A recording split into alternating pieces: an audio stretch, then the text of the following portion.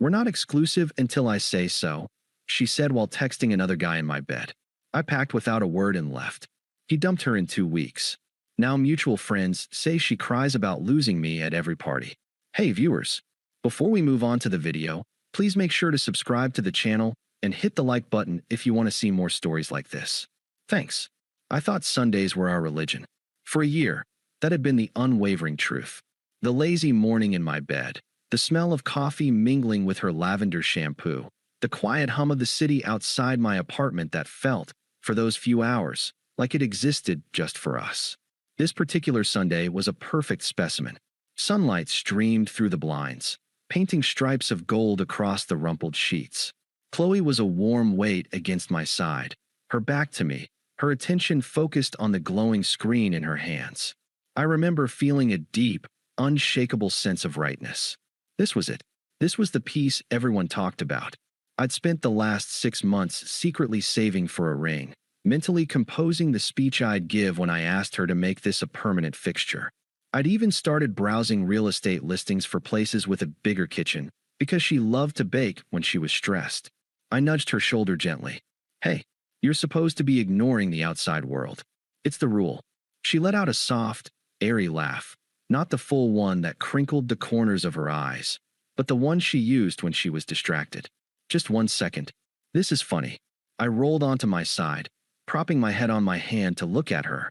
She was smiling, a genuine, private little smile at her phone.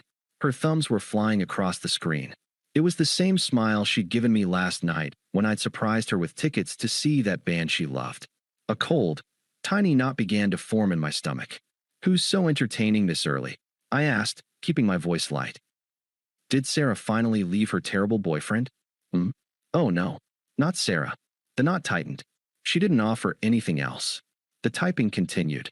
A flashback hit me, unbidden and cruel.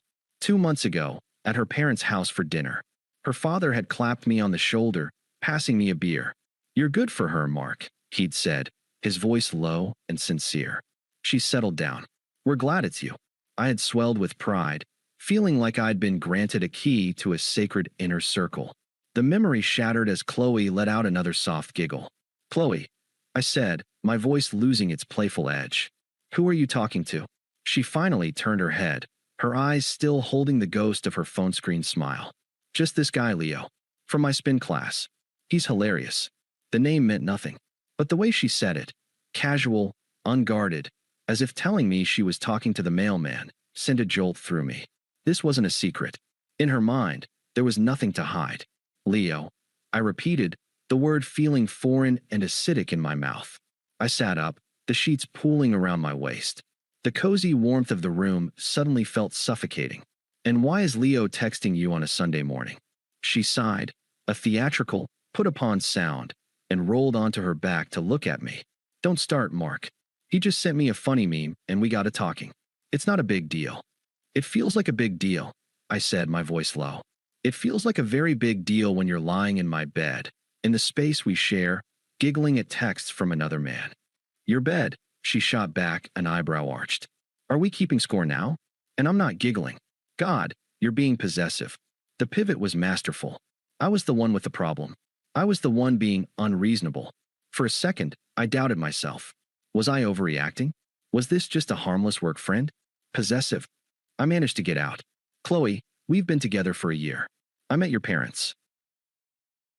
You have a toothbrush in my bathroom. We talk about moving in together. How is this possessive?" She sat up now too, drawing her knees to her chest, creating a physical barrier between us. The phone was still clutched in her hand, a dormant threat. "Mark, we need to get something clear," she said, and her tone was suddenly, chillingly calm. It was the voice she used to explain a complex concept to someone she thought was slow. "We are dating. We are having fun. But we are not exclusive until I say so." The air left my lungs. It was as if she had swung a sledgehammer into my chest. The words hung in the space between us, ugly and absolute. "We are not exclusive until I say so." I stared at her. I searched her face for a hint of a joke, for the panic of someone who had said something they didn't mean. There was none. There was only smug certainty. She genuinely believed this. She had built this entire relationship on a foundation I didn't know existed. Are you serious?" I heard myself whisper, the sound strangled.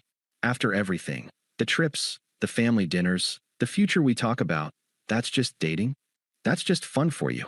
It's not about what it is for me, she said, her logic so twisted it was dizzying. It's a fact. You can't just assume these things. You have to have the conversation. We never had the conversation. The conversation? I echoed, a hollow laugh escaping me. You think I needed to formally request exclusivity after I spent Christmas with your family? What was that, Qley? A focus group? Don't be dramatic, she scoffed, waving a hand as if swatting away a fly. You're completely overreacting. It's just texting. Leo is just a friend.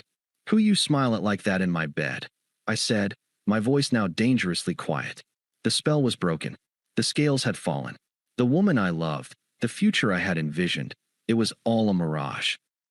I had been living in a house she owned, following rules I never knew existed. I looked at her for a long, silent moment. The lavender scent that usually comforted me now felt cloying. The sunlight felt invasive.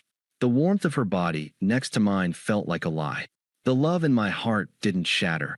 It simply evaporated, leaving behind a cold, clear clarity.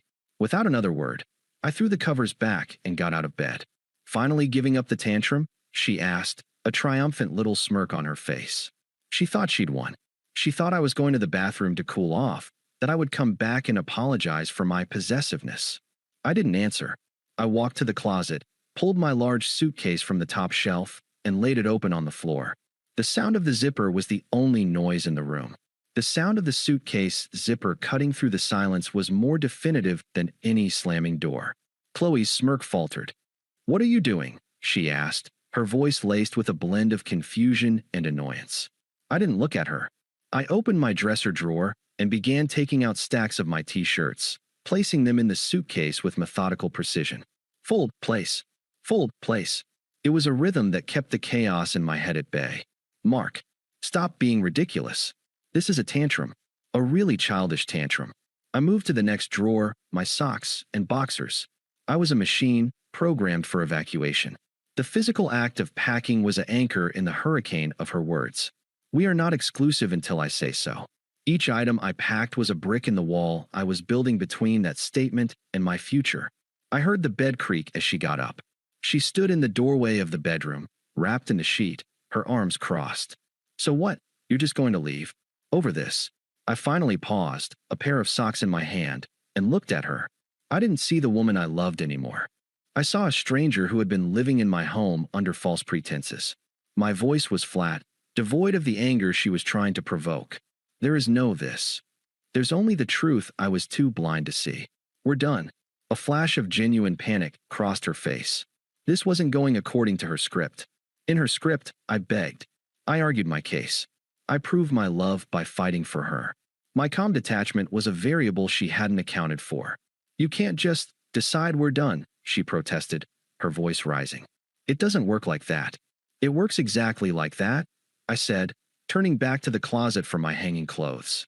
I pulled a handful of dress shirts, still in their dry cleaning plastic, and laid them in the suitcase. You set the rules. I'm just finally choosing not to play. You're overreacting. It was just texting. I stopped and faced her fully. The cold clarity was absolute now. It wasn't the texting, Qley. It was the philosophy. You were in my bed, disrespecting me to my face, and justifying it with a technicality you invented. There's no coming back from that. I won't love someone who needs a signed contract to not cheat on me. The word cheat hung in the air. She flinched as if I'd slapped her. I didn't cheat, she yelled, her composure cracking. We weren't exclusive. I zipped the suitcase closed with a final, sharp rasp. I walked to my desk, unplugged my laptop and charger, and slid them into my backpack. I picked up my passport, my wallet, my keys. The essentials of a life that was now, abruptly, solo. I looked around the bedroom. It was still mostly my apartment, but it felt alien, contaminated. I couldn't stay here another night. I hoisted the suitcase and slung the backpack over my shoulder. I walked towards the door, past her where she stood frozen in the doorway. Where are you going to go? She asked, her voice small now, losing its fight. That's no longer your concern, I said, not breaking my stride. I walked through the living room, past the couch where we'd watched movies, past the kitchen where I'd cooked for her. I opened the front door and paused on the threshold. I didn't look back. You need to be gone by the time I get back, I said, my voice calm and final. Leave your key on the counter. I stepped out into the hallway and pulled the door shut behind me.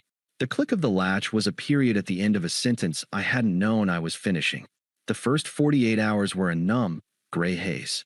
I booked a long-stay hotel near my office, a sterile, impersonal box with a view of another sterile, impersonal box. It was perfect. There were no memories here. No lavender smell. No ghosts. My phone lit up like a war room map. Qley, Sunday, 11:04 a.m. You can't just leave like this. We need to talk about this like adults. Qley, Sunday, 2:30 p.m. I'm still at your apartment. I'm not leaving until you talk to me. Qley, Sunday, 5:17 p.m. Fine. I'm leaving. But this isn't over. You're being incredibly cruel. I read them with a detached curiosity, as if studying the behavioral patterns of a destructive species. There was no apology, only entitlement and blame. I swiped left on every notification and blocked her number. The silence that followed was a bomb. The next wave came through social media. Messages on Instagram from an account I didn't recognize. A friend request on LinkedIn. Desperation makes people stupid, I thought, and blocked those too. I was performing a digital scorched earth policy, and with every block, I felt a pound of weight lift from my shoulders. I told my best friend, Mike, the bare bones of it over a beer 2 days later. She was texting some guy named Leo in my bed. Said they weren't exclusive. Mike whistled low, his face a mask of disgust. Leo? The finance bro from her spin class? Dude, I've heard stories about that guy. He's a walking red flag in a polo shirt. I just shrugged. Doesn't matter now. And it didn't. I filled the silence she left with the grind of iron at the gym, with the focused intensity of work, with the simple pleasure of reading a book without interruption. I reconnected with friends I'd neglected.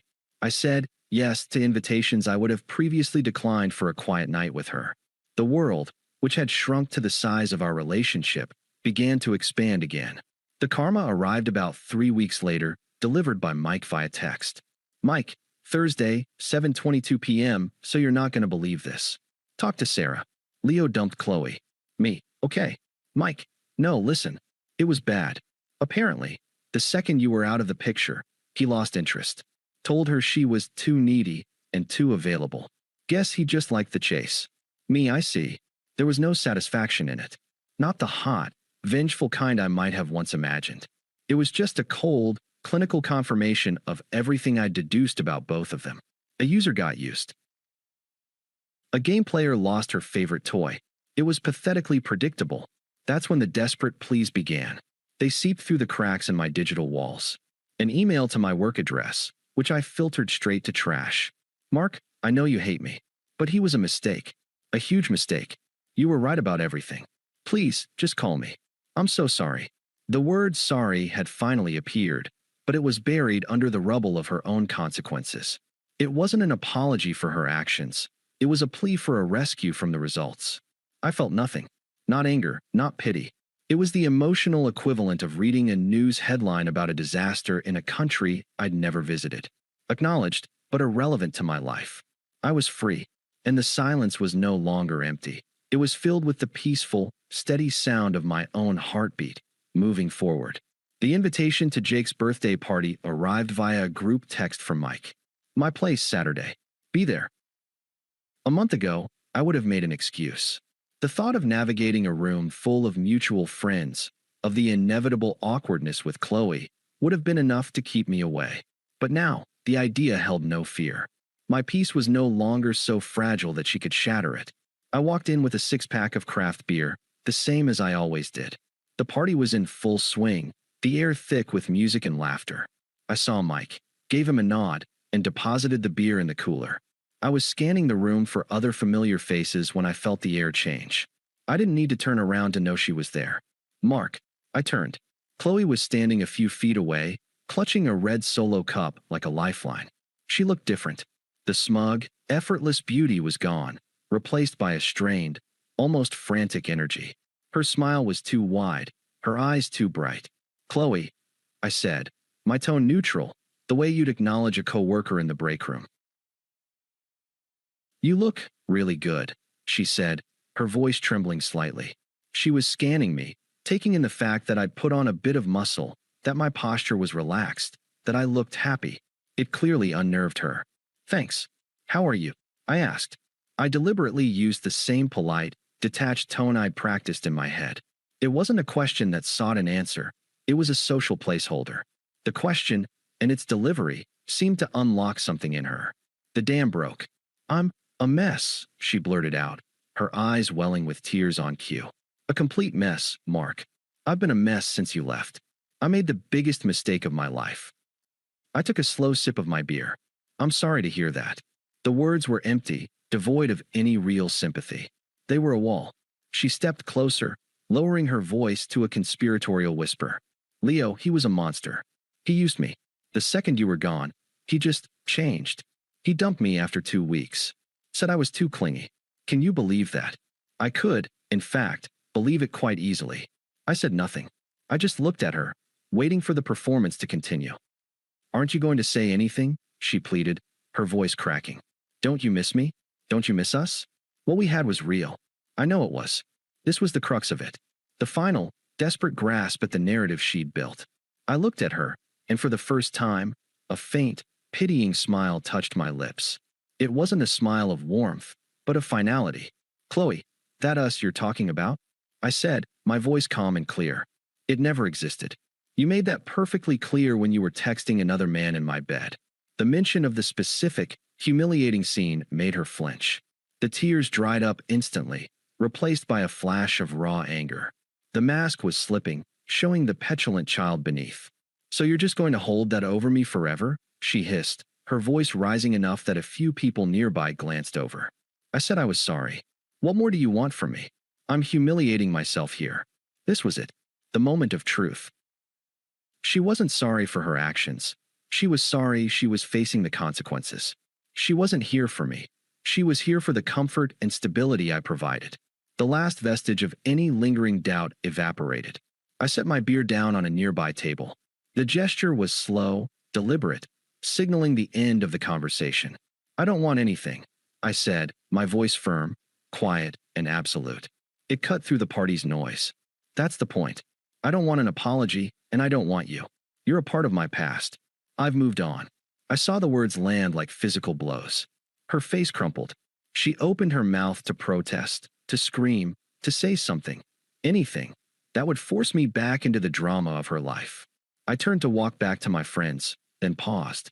I looked over my shoulder, delivering the final, quiet twist of the knife that was simply the truth. "And for the record," I said, meeting her horrified gaze one last time, "we were exclusive. You just didn't know it was exclusive to me." Then I walked away. I didn't look back. I heard a choked sob behind me, but it was a sound from a different world, one I no longer inhabited. I rejoined Mike and the others, who were pretending they hadn't been watching. Someone clapped me on the shoulder. Someone else handed me a fresh beer. The conversation resumed, the music swelled, and I was home. I heard about the aftermath in pieces, from Mike, who heard it from his girlfriend, who was still reluctantly in Qley's orbit. The party had been her last, desperate stand. After my exit, she had apparently dissolved into hysterics, sobbing so violently that a friend had to drive her home. The carefully constructed image of the carefree girl who wasn't exclusive had shattered in front of everyone, revealing the desperate, calculating reality beneath. The texts and emails stopped. The digital ghosts gave up their hauntings. The silence was now complete and permanent. Weeks turned into months. The sterile hotel room was replaced by a new apartment I loved even more than the old one. The promotion at work came through, bringing with it a new sense of purpose and a team that respected me. I started dating again, tentatively at first, then with a newfound confidence. I met a woman named Lena at a bookstore. She was witty, kind, and her eyes didn't scan the room for better options when she talked to me. One evening, I was at a bar with Mike, watching a game. He took a long pull from his bottle and shook his head. "You know, she still talks about you," he said, not looking at me. I didn't have to ask who. Yeah. Sarah says she brings you up at every party, every girls' night. Starts crying about how she lost the best thing that ever happened to her. How she fumbled the bag. It's her entire personality now. The girl who lost Mark. I felt nothing. No flicker of pride, no schadenfreude, no residual anger. It was like hearing a trivia fact about a historical figure I'd briefly studied. Huh, I said, my eyes on the screen. Mike looked at me, a slow grin spreading across his face. That's it. Huh, dude, she's publicly pining for you. She's a wreck. I finally turned to him, my expression calm. Mike, I don't care. And I meant it. The story was over. The book was closed. Her tears weren't a tribute to what we had. They were a monument to the comfort she missed. She wasn't crying for me. She was crying for the placeholder she'd mistakenly thought would always be there. The greatest revenge wasn't success or a new girlfriend. It wasn't her public humiliation or her private misery. It was the silence in my own head when I thought of her. It was the genuine, unforced smile when Lena texted me good morning. It was the simple, profound peace of a Sunday spent entirely on my own terms. She had said, "We're not exclusive until I say so." And my final, unspoken answer, the one that echoed in every quiet moment of my new life, was simply, "And I am not available. Ever again." The karma wasn't in her downfall. It was in my peace. And it was everything. Thanks for watching. Make sure to subscribe to the channel and hit the like button. What do you think about this story? Share it in the comments.